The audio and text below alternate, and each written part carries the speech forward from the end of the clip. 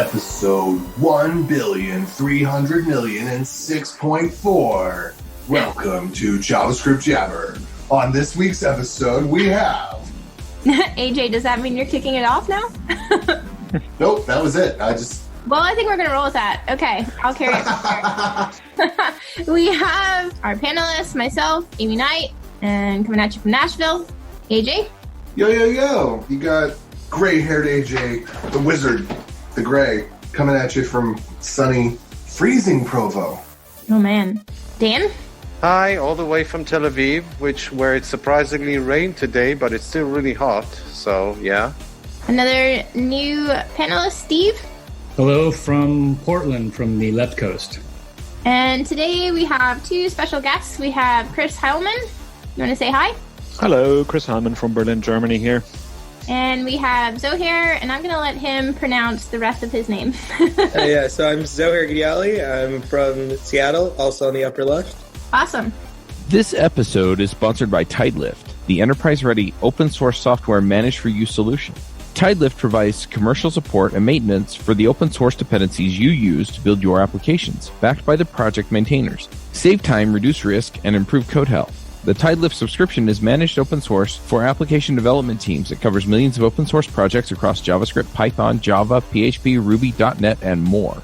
Your subscription includes security updates from TideLift Security Response Team that coordinates patches for new breaking security vulnerabilities and alerts immediately through a private channel so your software supply chain is always secure. TideLift also verifies license information to enable easy policy enforcement and adds intellectual property indemnification to cover creators and users in case something goes wrong. You always have a 100% up-to-date bill of materials for your dependencies to share with your legal team, customers, and partners. TideLift ensures the software you rely on keeps working as long as you need it to work. Your managed dependencies are actively maintained, and we recruit additional maintainers when required. TideLift helps you choose the best open source packages from the start, and then guides you through the updates to stay on the best releases as new issues arise. Take a seat at the table with the creators behind the software you use. TideLift's participating maintainers earn more income as their software is used by more subscribers, so they're interested in knowing what you need. TideLift supports GitHub, GitLab, Bitbucket, and more. They support every cloud platform and other development targets too. The bottom line is you get all the capabilities you expect and require from commercial software, but now from the key open source software you depend on. Check them out at devchat.tv/TideLift. Today we are talking about Edge on Chromium and the future of developer tools. So I think we probably should even take a step back for people who may not be aware. So Edge on Chromium is also something new. So either one of you, Zohair or Chris, if you want to kind of give us a brief description of what you're planning on talking about today. Okay, I can take that on. So I did a JavaScript Jabber a few months ago where he was very excited, where you were excited about talking about the change that we're doing to the Edge browser on Windows. We didn't have enough time for it, so we wanted to have a special edition of that where we now have Zohair and me from the Edge team in Microsoft to answer a few of the questions that people might have. So if you haven't realized it yet, there is a new Edge coming out, which is based on Chromium. So it's not its own engine any longer. So we're aligning it much more with what is being used on the open web by people right now. And we have an opportunity right now to bring something into the Chromium project that comes from the needs of millions of Windows users and especially our enterprise clients and also our internal needs in the company. So we decided to go for the Chromium engine to actually give a browser out or contribute what we need in our browser back to an open source project that kind of runs the open web right now. So there were a few questions about that, and now we have a longer episode to actually answer all these questions.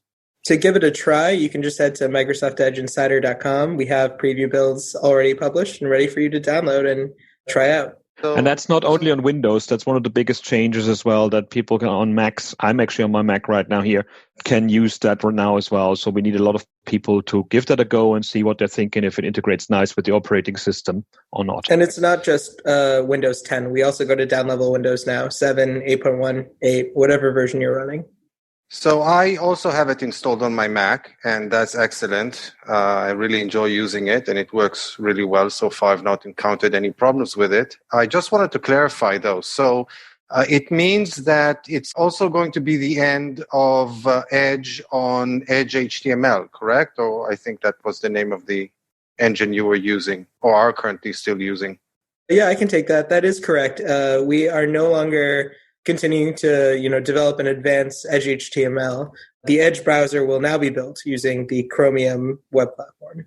I'd love to kind of shape our episode. So, I dove into this a couple of years ago when I did a talk on how the browser renders CSS. But could you kind of give us maybe a little bit of an intro to the architecture of a browser and the difference between Chrome, Chromium, what you mean by the browser engine and the various parts to it? We don't have to spend too much time on that, but I think it would be interesting so people can kind of picture the architecture in their head as we're talking about this. I can try to do a little bit about this, and Chris, you can correct me if I say anything wrong. Okay, so basically one way to think about browsers is kind of like the way we think about websites or a front end and a back end. So what I'd call the front end of the browser is the browser Chrome. It's the tabs and it's the history. It's what you interact with. And then when we're talking about what the back end of a browser looks like, that's where we talk about, the HTML rendering. So what actually parses the HTML that the server returns and draws the rectangles and draws the elements and the text and colors and animations and things like that. So that's part of it. That's HTML rendering. Then you have the JavaScript engine. And so that's the part that's actually running the JavaScript code. It'll run your React code. It'll run your compiled React code, all that jazz. What we call Edge HTML was kind of a way to refer to Microsoft's in-house web platform that powered the old Edge browser. So we had Trident, which was the name for our HTML renderer, and then we had Chakra, which was the name of our JavaScript engine. That was actually open sourced, and we had a bit of a community around that. When we talk about what Chromium's web platform looks like, their JavaScript engine is called V8. I actually don't know what their HTML rendering thing is called, or if they have a name for it. But Blink. Basically it's Blink, my bad. Chromium is it's not just a web platform. It actually is an entire browser. You can go and you can install the Chromium browser if that's what you want to do. What the Google team does is they take Chromium and they add a bunch of Google services to it. And that's kind of how you go from Chromium to Google Chrome. Opera does this as well, Brave and Vivaldi. These are all Chromium-based browsers that start from the same place and then kind of take the browser and evolve it as they need to, add their own features and stuff like that. So we are doing a similar thing with Microsoft Edge now. So everybody adds their own spyware and rebrands it to attract their customers. No, actually not at all. The interesting bit about it is that we just talked earlier before the show of how I used to work with Netscape and old browsers and everything. By now, the browser engines are so similar to each other that what users are actually want to have from a browser is much more about the UX of the browser itself, what the interface is giving you, and the services around it as well. Like when the first browsers started offering you to translate websites, when the first browsers had an easy reader mode, that is what end users are much more excited about. So we were looking into how much effort we put into maintaining our own engine, when it would make more sense to contribute to the engine itself. And as you said, if it's an open source project, has more than one company maintaining it and several companies playing into it, then it's actually much harder to put something nefarious like you alluded to into that system. So one of the big things that we're thinking about with the new Edge browser is actually having a lot of tracking protection on a very granular level in there, and not just say okay, we are helping you to actually stop trackers, but you can set the level that you want tracking to happen. And a lot of it is also taking third-party dependencies out of the engine itself, so it actually runs only on your machine and not something that keeps calling back to somewhere. That is also a performance thing. If I'm in China or if I'm in India, I don't want my browser to actually call back to an American server all the time, because that would make it slow. So we had a lot of opportunities to take the engine and clean it out and upstream it back into the Chromium project as well. So one of the big things we're doing when it comes to rendering, when it comes to the performance of the system itself, that one all goes back into the Chromium project and not only in Edge. So by that, we're actually making all the browsers based on Chromium better, and very much the privacy and the security of it is something that we need to be very concerned about as a company like Microsoft, because we have a lot of customers that are from the enterprise space that have a totally different approach to that than a normal end user would have. I also wanted to be... Oh, sorry. I was just going to say that this is very interesting, because I remember when Google's incentive to split Blink out of WebKit was to get rid of a lot of Apple-related stuff and things that they said that were slowing the browser down, because they were no longer needed, or stuff like that. So it's interesting that in a way, you're saying that you're kind of doing something similar now on top of Chromium. Well, we're not necessarily doing the changes to our ones. We're not forking at all. We're actually contributing back to the Chromium project everything we put in there, except for the interface elements or things that are Windows specific that only make sense in our environment. But we're actually contributing to the performance improvements and security improvements of the Chromium core itself. The split from WebKit to Blink was a longer time ago, and a lot of it was also quality of code or the way Google back then said they want to build things. So there's a lot of changes already. We are already in discussion with Google about a few things that are happening in Chromium right now that we're helping with re-architecting some of the things in there. So more eyes on the project actually help with that rather than like, oh, we're going to take it away and do our own thing. That's the last thing we want to do, because that would negate the whole idea of using something that already is existing. We might as well have stayed with our own engine then if we wanted that. And I just wanted to be really crisp about like kind of what these services are. So like to go from Chromium to Google Chrome, Google adds the ability to sign in with your Google account and, like have all of your settings persistent as you sign into Chrome on a different device with your Google account. We do a similar thing where we add the Microsoft account, MSA. But what we can now do with that is like one of our enterprise features is we can customize the new tab page with all of the documents, all of the data from Office that we have using the Microsoft Graph. That's what we mean when we say we add our services into Chromium to build Microsoft Edge or on top of Chromium. What's interesting is you're talking about adding stuff on top of it. I remember listening to the episode with Douglas Crockford from a few weeks ago. And one of the things he specifically mentioned back in the Netscape days was how they had these browsers and they were adding all kinds of features on top of them, reading your email and this and that and the other thing. And they realized that was getting in the way, or I don't remember the reasoning, but they ended up just finally stripping a lot of that stuff off because people just wanted a browser itself. And it seems to me that we've sort of come full circle, and correct me if I'm wrong here, in that we're taking the basic browser now that it's sort of homogenized across the different engines and adding stuff back onto it. No, the changes that we're doing right now are mostly on the interface of the browser itself. Like when I remember Netscape Communicator was basically, it was a what you see is what you get editor. It was an email client, it was a chat client, and it was a browser and everything in one go. Opera had that at the beginning as well, that it actually had an IRC client in there, even and a BitTorrent client inside the browser.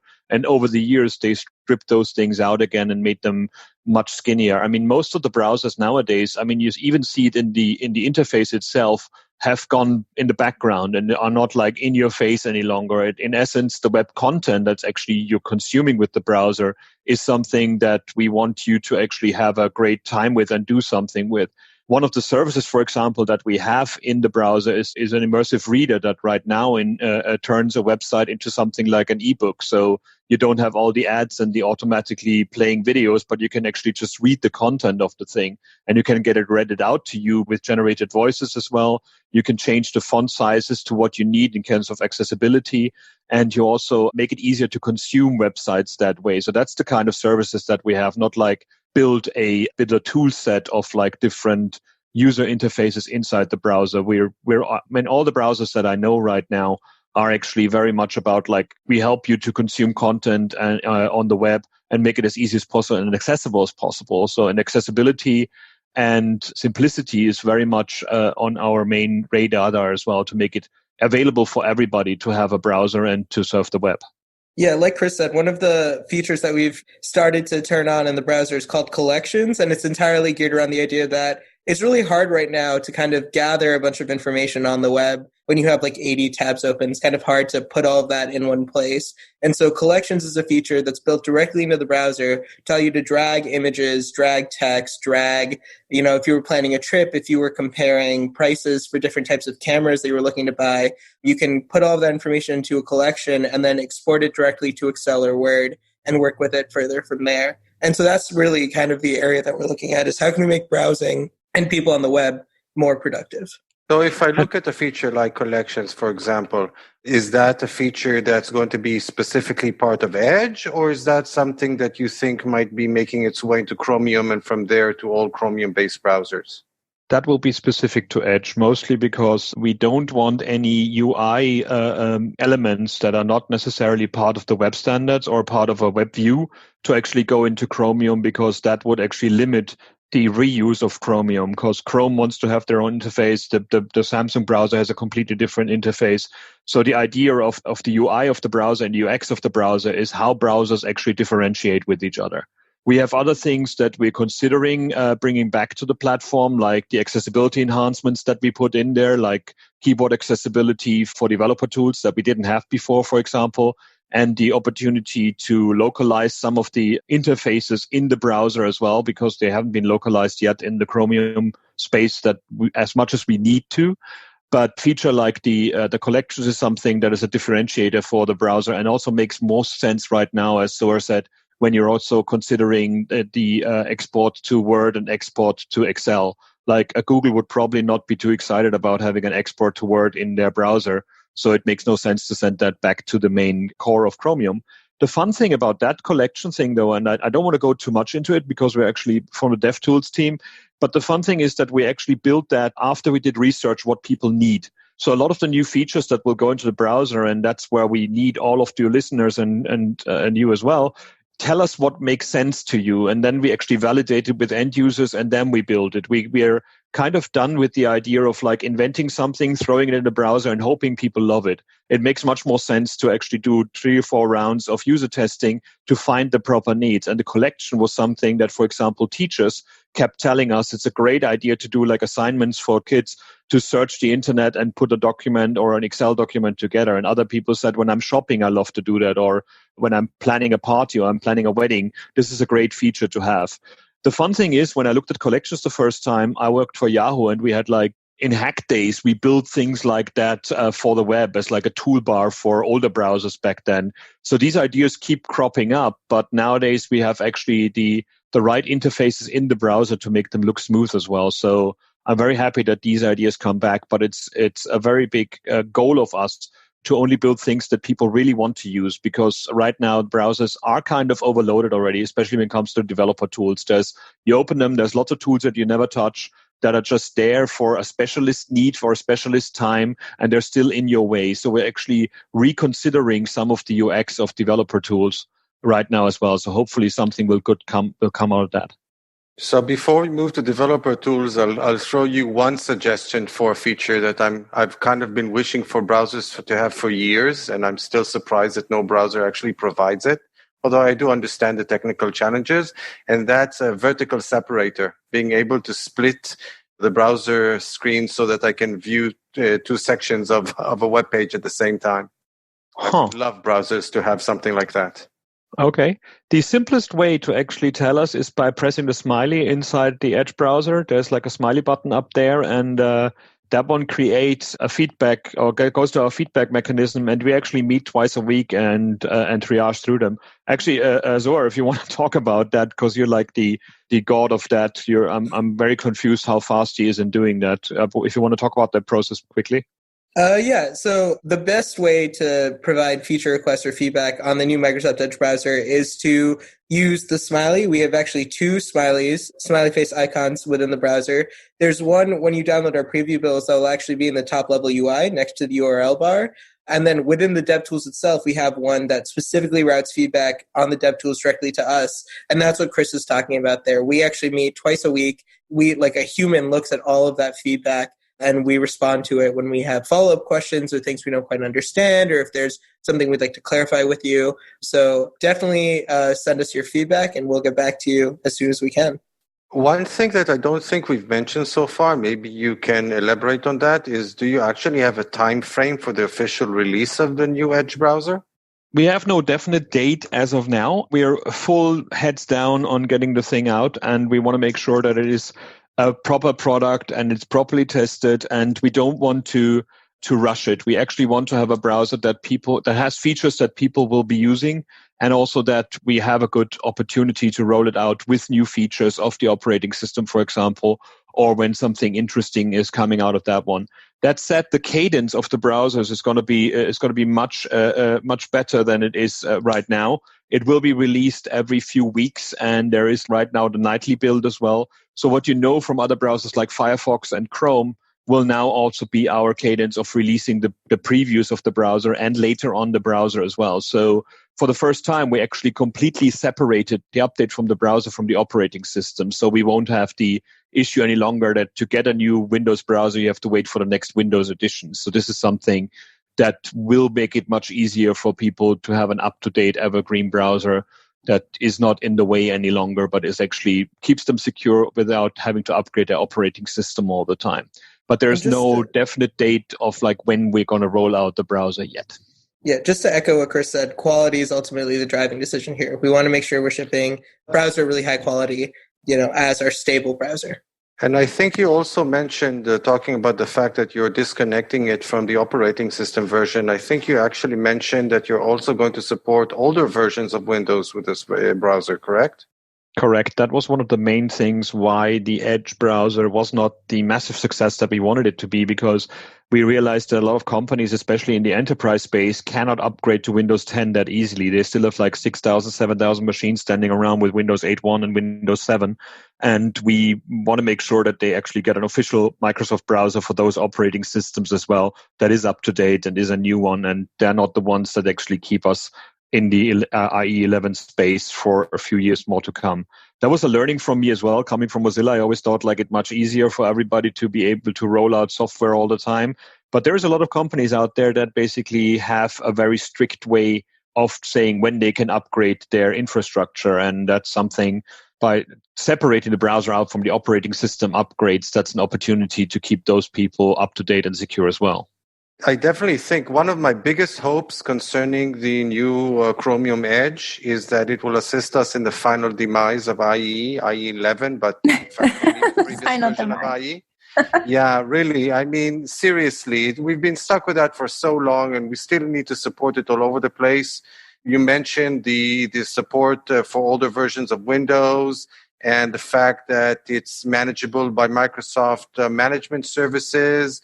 And also the IE mode, I think it's called. Is that something you can say something about?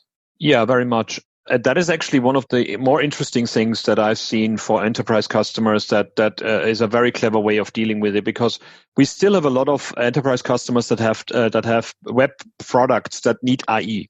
So there might be ActiveX controls in there. There might be a really old .NET solution or an old SharePoint that never has been upgraded. And these things are very hard to update. So we want to make sure that all the users of Edge, the new Edge, will be using mainly Edge as their browser and not jump between Internet Explorer and Edge like they have to do right now, because the functionality like ActiveX will never be coming into Edge. We wanted to keep that in the old Internet Explorer space, and we just didn't need to include that any longer. So what we now have is a feature only on Windows, of course, because we're not going to ship the old Internet Explorer browser engine to all the other platforms. When you define in your company which of the websites that you're using or which of the products that you're using are needing Internet Explorer 11 functionality, then you can set up a whitelist for that. And when you now go into Edge, it will open up in a tab in the browser itself. So you will not jump between Internet Explorer and Edge all the time, but you will stay in the same interface, and you just have one a tab that has an Internet Explorer icon then, so you see which one is the one running the enterprise or old version of it and which ones are the new ones. So this was a very simple way to keep people in the flow and keep people in one interface rather than having to jump from one browser to another, because we realized we lost people back to Internet Explorer 11 that way as well, because nobody wants to maintain their logins in like two browsers, for example. So this is something that we wanted to build for the enterprise space especially. And there was a lot of confusion when people said like, oh, cool, so I can have an Internet Explorer tab on my Mac. And you're like, no, you're not, because we're going to run a VM in the background to spin up an image for you, because that would be quite painful to download. So ideally, what you're saying is that after the new Edge comes out, within hopefully a couple of months, I should be seeing a significant drop in the number of sessions that are still using IE11, for example, that I'm seeing? That is our hope, yes, and we give people the tools to do it. So again, it's a communication aspect as well. But I'm doing a very, very thorough job trying to get some older finance institutions, for example, right now to upgrade their interfaces and think about using Edge as well. So hopefully we will have a lot of users going from IE to Edge in the next edition of that one, because it will be on their platform. It will be an opportunity to be on Windows 7 and Windows 8.1. And what I learned from a lot of enterprise customers is that they're actually happy to have a Microsoft browser for it, because they don't want their data to go to two different providers. They want to stay within one of them that is, for example, legally compliant in their country. I live in Germany, where it's a very strict way of where data can go. So they don't want to use a browser from another company, but they're actually happy to have a evergreen new browser from the company that they're using all the other services of right now. So now if you can only do something about Safari on old iOS, life on the web will be perfect. Well, iOS is a big one, and people don't realize that by definition, there's no other browser on iOS than Safari, because everybody has to use the engine on iOS. All the other browsers that are available for iOS are just interfaces on top of the Safari engine. So, of course, I'm not biased against that. I actually think they're doing amazing work when it comes to performance and also when it comes to privacy settings in the newer versions of iOS. But yeah, older iOS and outdated Safaris are a big problem, much like older Android used to be a problem before the Evergreen WebView got rolled out for that one. I think there is a lot of opportunity to help out in that space as well. And that's why playing in the Chromium project and being a big player in the Chromium project is probably a good incentive for other players to upgrade as well and make sure that there's everything running on the web has like the same features. Maybe we should move on to speaking about DevTools in Edge, because I think that was supposed to be the main focus and we haven't gotten to it yet. Yeah, I'd love to kind of talk about DevTools and Edge versus other browsers, but also maybe even before that, I know we're jumping around a little bit here, but I'm just like super excited about the next question, which is integration with VS Code. So maybe talk about that first and then about DevTools and Edge, just because I think people are going to be super excited about that. So I don't want to wait any longer to ask that. I think so. One of the unique abilities that we have as Microsoft is that we build developer tools for many parts of your developer workflow, right? VS Code's a text editor. We have the browser and the browser developer tools. We have our Azure offerings. We have Azure DevOps for CI/CD. So one of the value propositions that I think we're putting forward to developers in this new Chromium world is that we can really kind of help you be productive and have a seamless experience kind of end-to-end across this entire workflow across all of our offerings. And so the VS Code integrations with the DevTools and with the browser are kind of like the start of that journey. And Chris, I'm going to let you take it from there. Okay. There's also an extension that just came out, and I just got honed into being the product manager of that one. That's called Elements for VS Code. And what it actually is it takes part of the developer tools from Edge and puts it inside VS Code. If you think about the use case for it, right now you're writing code in Visual Studio Code, then you tap over or you use a mouse to go to your browser and see what's going on there. You see something the CSS isn't right, so you actually open the developer tools in the browser, you tweak numbers around until it actually looks good, and then you hopefully find a way to get it back into your code, or you just have to reimagine again in the editor what you've done in the browser. So what we've done, as both with VS Code is using Chromium under the hood because it's an Electron app, and the browser developer tools are now based on Chromium, we had the great opportunity to put these two together. So the Elements for VS Code extension is an opportunity to get, or it's not an opportunity, is actually bringing the developer tools, including the breakpoints and including the CSS editor inside of VS Code. So you're staying in the same context all the time. You're not jumping between contexts of developing and testing or seeing the changes, but you get the changes live in your browser. So what it does, it opens an instance of Edge in the background, and then you get a view of what's in the browser, and you can click directly in your editor to change the things around. And once you actually change the CSS to your needs and you have set up your source maps the right way, your Sass or whatever you use to compile your CSS will automatically change with that one as well. So we made sure that we have one less step from production to release in there. So that was the main thing that we're trying out right now. It's a beta. It's, I think we're soon going to have a 1.0. But if you want to try that out, I've seen a lot of people using it, especially in trainings and coaching people. It's a very, very simple way of telling people, just stay in the editor. And when you change that around, here you can see what it means, that you set the color to this one, and here's the generated color, for example. So the benefit that we found with that is that you're staying in the same context. That was something that VS Code was really good for as well from the start. I mean, I hate going to teaching somebody CSS, HTML, and JavaScript, and then like, oh, and now we go to the terminal and I teach you Git as well.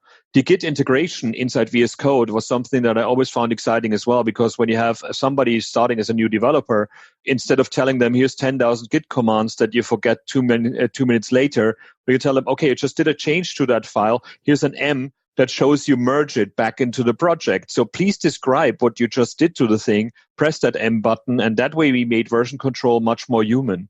And with Elements extension for VS Code, we want to make sure that the most used developer tools that you use can come directly into your editor without you having to jump between the two of them all the time. And this is not only that you start a new instance, but you can actually connect to instances running on your machine already. So if you have a browser running, an Edge browser, you can connect to that one. Or if you have a Node instance running, you can also connect to that one and use the developer tools on that one. So it's an interesting way to take a part of the developer tools and put it in another editor. And that's something we want a lot of feedback for, if that makes sense, because I find it an interesting way to take the developer tools outside of the browser and make them their own thing to a degree. This is so cool. Like, sold. Yeah, so someone who lives in the debugger, I'm drooling. Yeah.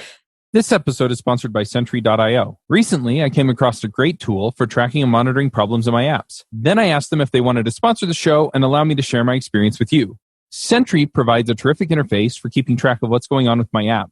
It also tracks releases so I can tell if what I deployed makes things better or worse. They give you full stack traces and as much information as possible about the situation when the error occurred to help you track down the errors. Plus, one thing I love, you can customize the context provided by Sentry. So, if you're looking for specific information about the request, you can provide it. It automatically scrubs passwords and secure information, and you can customize the scrubbing as well. Finally, it has a user feedback system built in that you can use to get information from your users. Oh, and I also love that they support open source to the point where they actually open sourced Sentry if you want to self-host it. Use the code DevChat at Sentry.io to get 2 months free on Sentry's small plan.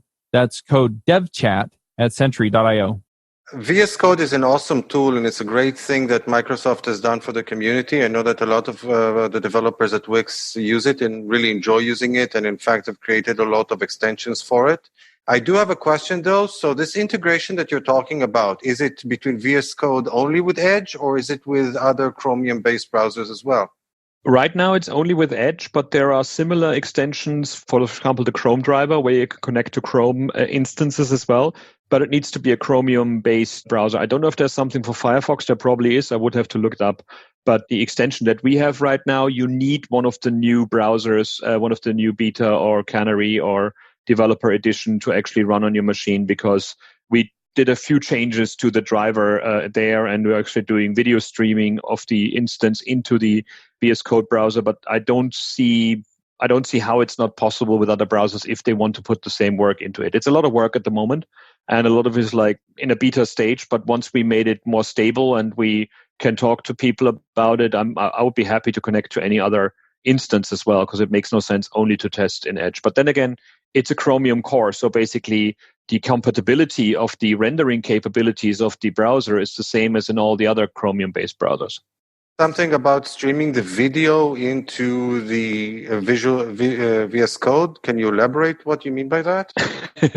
That actually was far too much information that is actually not necessary. What we're doing is we're taking an image of what the browser is doing, and we're actually rendering it into another web view. So when you click on it, we actually drive the other instance of the browser that way as well.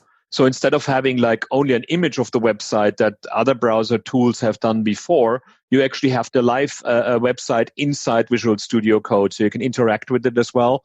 And you can, for example, listen to click handlers and hover events and these kind of things.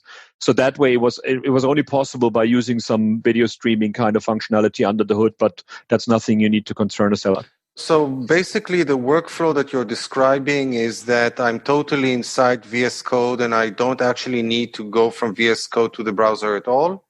Correct. That's really cool. We also just shipped a version of the Elements for Edge extension that actually integrates with our previous debugger for Edge extension, which allows you to set your breakpoints. It works in a very similar way. It allows you to set your breakpoints in your your source code and actually trigger them when they run in the browser. So those two things now work together, which means you could not only debug JavaScript, but also debug the DOM, inspect your elements, change styles, all without having to leave VS Code. So for those people that aren't using Edge, and if I'm just looking at the tools themselves in the browser, are there any differences there for the dev tools that are actually in the browser versus Chrome? Or there are a few things brewing. We have a few good ideas. Again, we are actually validating them with internal teams and external teams right now. Right now, the main difference is that we are localizing the developer tools. So that's something we're working on pretty hard right now. So they will be available in other languages, because we found out that, for example, a third of the Visual Studio Code users don't use the editor in English. So there's a lot of people out there that would be helped by having the interface of the developer tools in another language. So that's something we're working on. And we put a lot of effort into bug fixing, of course, because there's a lot of legacy code that had to be fixed over time. And accessibility is something that we put a lot of effort in right now. So we made the developer tools available for screen reader users. And also that way we made it available for everybody who prefers using a keyboard like I do, rather than like having to use the mouse all the time, because I normally have a horrible trackpad sitting on a plane. So the accessibility enhancements there actually is the biggest change that we put in there. And localization is something that we're working on as well. We have a few ideas of what other features to build, but nothing is finished for feedback yet, because we want to make sure that we actually can do it before we roll it out there. We are very much interested in having an open discussion about all the things that we're doing. So there's no secret in developer tools, because if you put it back to an open source project, we just have the features in there. And when people ask us what are our developer tools, the main thing is it's the Chromium developer tools. We don't want to build the Edge-only developer tools as much as we can. We want to put things back to the Chromium core so that other browsers can benefit from it as well. And I have friends, for example, in Samsung that have done great things with Visual Studio extensions for the Chromium project that haven't been put back in because they didn't have enough manpower. But we actually have now a chance to make the developer tools of Chromium better for everybody out there. We don't want to build our own that actually is only for Edge then. So just to clarify this point, so all the work that you're doing, you mentioned the localization and accessibility in the dev tools, that's actually part of Chromium and will actually be available in every Chromium-based browser eventually, correct? We are contributing it back to the project. If the other browsers will take it on, that's up to them. But the Chromium core itself will get these functionality. In terms of localization, we can actually only provide the opportunity to localize, not the strings, because there's a copyright thing going on there, and other companies might want to use their own localization strings. But it's something that is a discussion further down the line. But whatever we build in the developer tools, not in the browser UX, like when we talked about earlier about, for example, the collections, that will not go back into the Chromium core because other companies don't want that. That's something that we built especially for our end users because they demanded it. But everything that goes back into the developer tools will go back into Chromium. If the other browsers will put our features in their own developer tools, that's something that we cannot control, but it will be part of the Chromium core project. I think our overwhelming thought process here is we contribute back things upstream to the Chromium project if we believe that they will have value to the rest of the Chromium browser vendors. Like Chris said, so accessibility, the ability to localize, these are things that we think everyone could benefit from, and that's why we contribute them back to the greater Chromium project. Now, from speaking with developers working on the developer tools in Chrome or the Google team, I know that over the years they've put in a lot of thought and effort into tabs like the performance tab, stuff like that. And a lot of these tabs are constantly works in progress, where you literally see them changing significantly between different versions of, let's say, Chrome Canary. How are you guys synchronizing with all this rapid change? Well, we're actually part of the project. The fun thing is a lot of the people at Google that work on the developer tools are actually in Germany as well. So that's why I still have a reason to not move to America and be on the same time zone. So we're actually part of these discussions, and we have bi-weekly meetings with a team right now. So the change that's happening there in Chrome is not the same change that goes into Chromium as well. So a lot of the changes that you're talking about in the Canary in Chrome is not part of the Chromium project, but that's actually in Chrome, the browser. This is all a horrible misnomer thing because we talked earlier about the browser Chrome as well, which is just the buttons and interfaces of the browser themselves. So Chromium is not Chrome. So a lot of the quick moves are actually happening in the Chrome core and not in the Chromium core. And we don't have access to the Chrome core because that's Google's thing. What do you mean by click moves? Click moves? I think what Chris was talking about there was like how I called it like the front end of the browser. Another word for that is browser Chrome, which is all of the interactions. And what I think Chris was saying there is the changes you're seeing in Chrome Canary from version to version are being done locally in the Chrome repository, not contributed to the greater Chromium project, if that makes sense. I understand that, but I'm speaking specifically about stuff in the dev tools. Like I mentioned the performance tab, which, as I said, underwent and still undergoing significant changes from version to version. So, for example, the dev tools for Edge, would I expect to see the same functionality in the performance tab in the dev tools? If those are contributed back to the Chromium dev tools, definitely. What I know from the people that I work with, that's their idea as well, that basically we want to have a much more open discussion around developer tools and start more of a community around developer tools, much like we have a community around V8, the JavaScript engine, and the VS Code community. So right now, our biggest problem is that developer tools are something that a lot of people demand, but nobody takes part in. We don't have actually as much feedback as we want to. We don't have as much outside contribution that we want to. So we see this very much as a need to make that change more transparent and actually help people to build things that we want to. Just have a constant change in developer tools I personally find more confusing than helpful for companies out there as well, especially people who have to train a lot of engineers. If the thing changes every week, then it costs a lot of time to catch up with it as well. And not everybody wants to be on the bleeding edge all the time. So we're considering seeing what makes sense for end users and developers as end users as well to be part of that. So of course there's experimentation going on. So we have experimentation going in our developer tools as well internally before we actually put it back into the Chromium core. And the same way Google has experimentation in theirs that they're actually shipping out with their Canary environment. So the changes that you see there, that's the problem of a Canary browser. It can go away all the time as well. So a lot of this experimentation is just going one way. But there's a lot of communication, a lot more communication that I had hoped for happening between all of the players in the Chromium project right now. So hopefully this kind of experimentation will be more on a roll in the near future.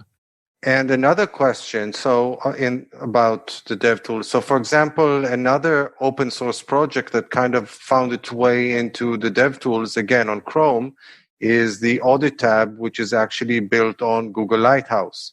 So again, in an Edge DevTools, would I expect to see this, or would I expect to see, let's say, your own version of some sort of performance and analyzer for websites? Well, we are considering this. We actually want to have feedback on it. Probably not. But people are looking at Hint. That WebHint is a tool that we built for testing websites internally, and then we open sourced and gave to the JS Foundation as well. So it's an NPM module called Hint, where you can throw a URL at it, and then it does like all kind of performance, security, accessibility tests for you. So putting this into the developer tools would be something that might be interesting. So we would love to hear feedback about it. When it comes to the audit tab, that's very much a Google own product. So Lighthouse, I don't know if it's a JS Foundation thing yet, but it might be. We're considering that, but we don't.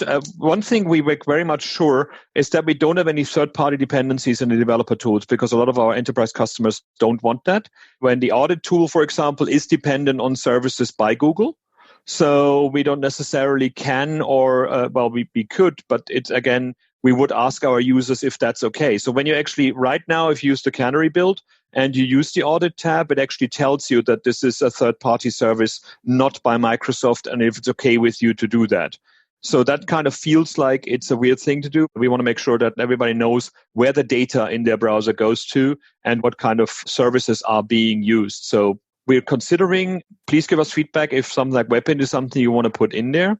Or if you want to use another third party, there's always an opportunity to put an extension in there, because all the extensions to Chrome are also compatible to the extensions to Edge as well.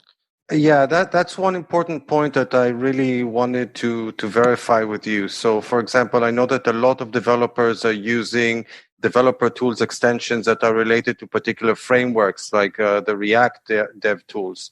So, would these be compatible with the dev tools for Edge as well? Yes, absolutely. You can actually acquire any extension that is available in the Chrome Web Store in Microsoft Edge today. You just have to navigate to our extension settings and allow extensions from other stores, and you'll be able to add extensions from any web store, like the Chrome Web Store, to Edge. And then we're also working on our own extension store with our own curation of extensions that we think are valuable to developers. Wow, that's extremely important. It's great that you're doing that. Otherwise, it would have been a real problem, I think. Again, we're following the cow path here. We want to use what people are using, and we want to make it as easy as possible to go to Edge from another environment that you're using right now. So building your own thing would be counterintuitive to that again, and we realized that there's no point trying to do that. So just to finalize my previous question about the audit tab, for example, so basically what you're saying is that in Edge, in audit, it might be something built on Lighthouse, or maybe it will be something that's built on WebHint, or that's your project, or maybe it will be something else. Maybe it will not be there at all, depending on the user feedback that you get. Correct. We are right now at a wonderful space where we're reinventing completely what the developer tools are about. We do that in a very open fashion. We also want to make it easier for people to contribute to the developer tools code as well, because most people don't realize that you actually don't need to use C++ or anything to actually contribute to them. The developer tools are an HTML application. Well, 22 different HTML applications inside one big one, but they could be running outside of the browser as well. So one thing we're also wondering about is if we could provide a way to actually contribute to the developer tools without having to build Chromium every single time to see the changes, to make that easier for people as well. Like people like me who don't like C++, I would love to just write my TypeScript or JavaScript to and have it run in the browser as an app to contribute to it. So that's something we're considering doing right now as well. Like our devs on our team, for example, off of Chris's point, use the dev tools against the dev tools themselves as an HTML application, and that helps them debug issues that they find in their code. That's an awesome inception. Before we finish, because I think we need to move to picks soon, is there anything else you think that should be said about this? I guess I just kind of wanted to leave a note about, we've talked about kind of our shift to the Chromium world. We also have everything set up for you to test Edge the way you are currently writing your tests for your web application. So if you're using WebDriver, we have MS Edge Driver, which you can get to from ak.ms/MS Edge Driver. And then we also have Puppeteer, where you can specify the runtime executable and point it at Edge, and everything will seamlessly work from there. So those are ways to write tests that also work against the new Edge browser. So one question that I had, does this mean death to Chakra Node? It doesn't mean death to Chakra Node. It's an open source project, and that way it's immortal, like all of them are. But we didn't find the numbers or the feedback items that exciting. Chakra Node stays. It will still be maintained. It will get still security fixes, but found that we cannot keep up with V8 with it. So Chakra Node was our opportunity or our offer to say like, hey, we need more diversity in the node space as well. But we keep finding code that is dependent on V8 that people are not maintaining any longer, and that stays on the internet for forever. And again, we kind of like understood what developers are doing, and developers are our customers. So we help you do the things that you're doing anyways in a better fashion, rather than like offering an alternative that not necessarily people are using. I found it sad because, I love more JavaScript engines. I worked in Firefox before, and we have our own engine there, and Safari has its own engine, and there should be more diversity in the node space as well. But right now, we're actually concentrating on contributing to V8 in the Chromium space as well in the JavaScript world. So that's kind of it's a dead project now. Like, realistically, it's not going to be moving forward. It's not going to get much more love other than some maintenance.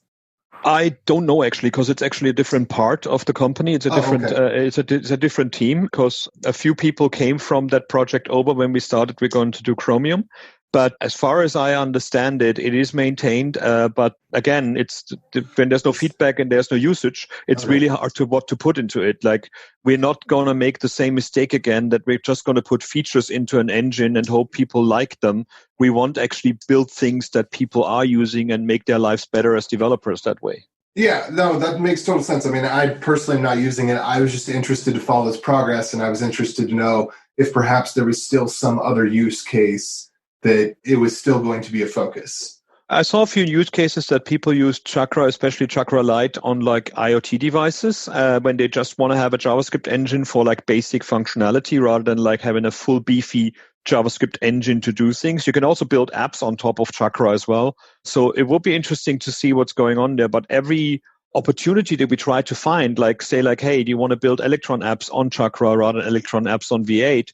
And it was really hard to make them work because a lot of people just stayed in one environment. And that's something that development has kind of gone to in the later future. Like when we released Edge for first time, the Spartan engine, the old engine, we had a fully compatible HTML5 compatible engine. We put it out on the web, and then we realized that a lot of the web was broken until we also put things in there that were Chrome specific, that were Safari specific, that were Firefox specific. So a lot of developers actually write code only for their environment. And as browser makers, we cannot break that code. We actually cannot break the web under any circumstance. That's why we have to sometimes say like, okay, we tried to make you understand the benefit of that, but the effort of keeping it fully staffed is making more sense to bring people onto the Chromium projects, because that one rises basically all the boats with the tides that we want to do here. So by improving V8, by improving Chromium, we actually support all the open web at the moment and all the environments that the web is running on, rather than like giving an alternative that people can use but probably won't. The browser singularity. Not in the mobile space, we still have a lot of different things going on there. But yeah, if you think about it, we have to talk about iOS as well in the near future and see what's going on there. But that's I can't talk about and shouldn't make any points about. But I'm happy to talk to a lot of people inside Apple that are considering doing more open source. Cool beans. Thanks. Awesome. Back when we were starting up new shows, one of the shows that got started was Views on Vue. And one of the things that was really fun about that is that I got to know a bunch of really terrific people in the Vue community. And furthermore, one thing that happened that really hadn't happened on any of the other shows, we actually got a member of the core team to come on as a regular panelist on the show. We have Chris Fritz on there. The other thing is you may recognize some of the other voices. Ben Hong, who's on the official Vue News podcast, is also a panelist on the show. He's worked for Politico and now works for GitLab. We also have a bunch of other terrific panelists that come on and talk to you about what's going on in the Vue community. And because they're so closely tied to Vue and they talk to people about Vue all the time, they're very up to date and very knowledgeable about what's going on in the Vue community. So if you're looking for a way to learn Vue.js, or if you're looking for a way to stay current with Vue.js and kind of have the water cooler conversations you wish you could have about it in places where maybe they're not using it, then definitely check it out. You can find it at viewsonvue.com. I'm going to push us to pick since we are coming up on time. Dan, you want to go first?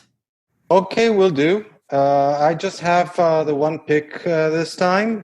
In the past couple of podcasts that I participated on, I kind of set this mission for myself to reintroduce our listeners to fantasy novel classics.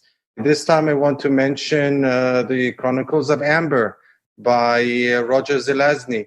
Roger Zelazny was kind of like a really big deal in the fantasy and science fiction genre a couple of decades ago, but it's kind of fallen out of favor. At least I'm not hearing a lot about him anymore. And this was an awesome series of books. It's actually a fairly long one. It's 10 books in total. I actually have them in my library as this one huge volume.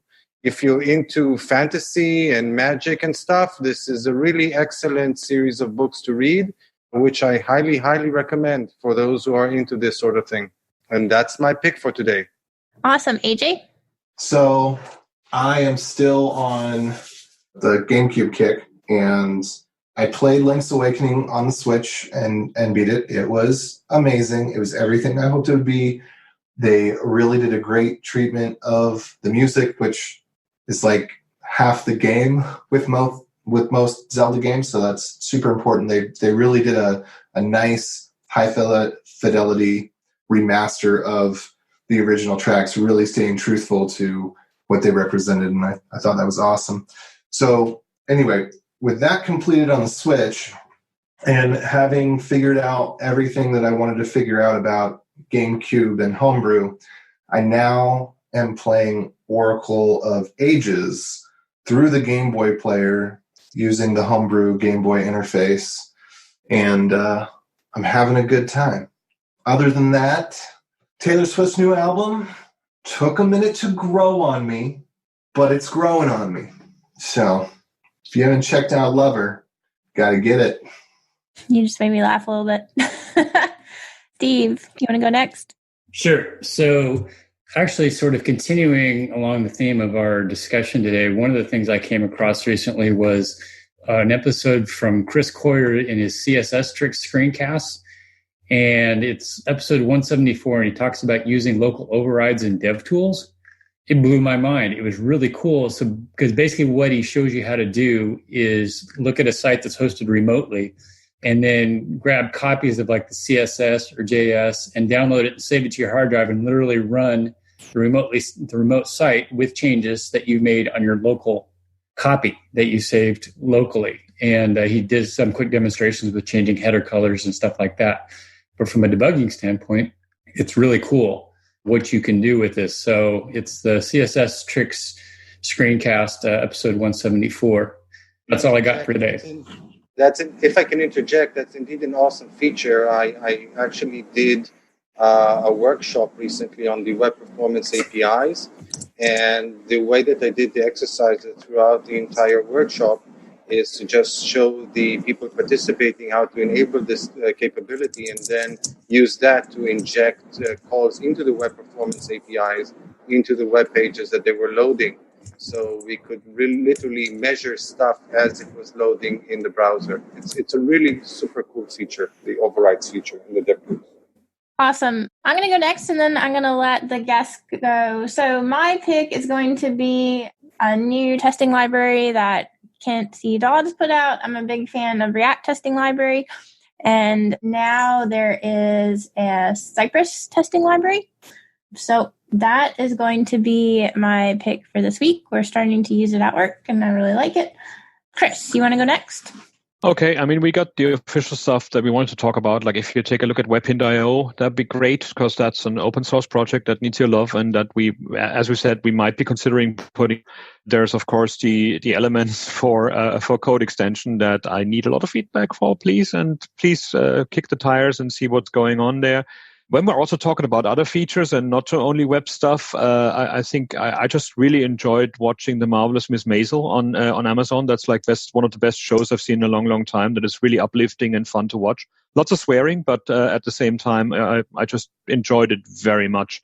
And if you're a film buff like me, I just found this great website called doesthedogdie.com, where you can look at different triggers of movies and if they're going to happen in there or not. So if you got people who have like anxiety issues that want to watch movies with you, that's a great resource to look things up so you're actually not ending up with an unhappy evening at the end of it.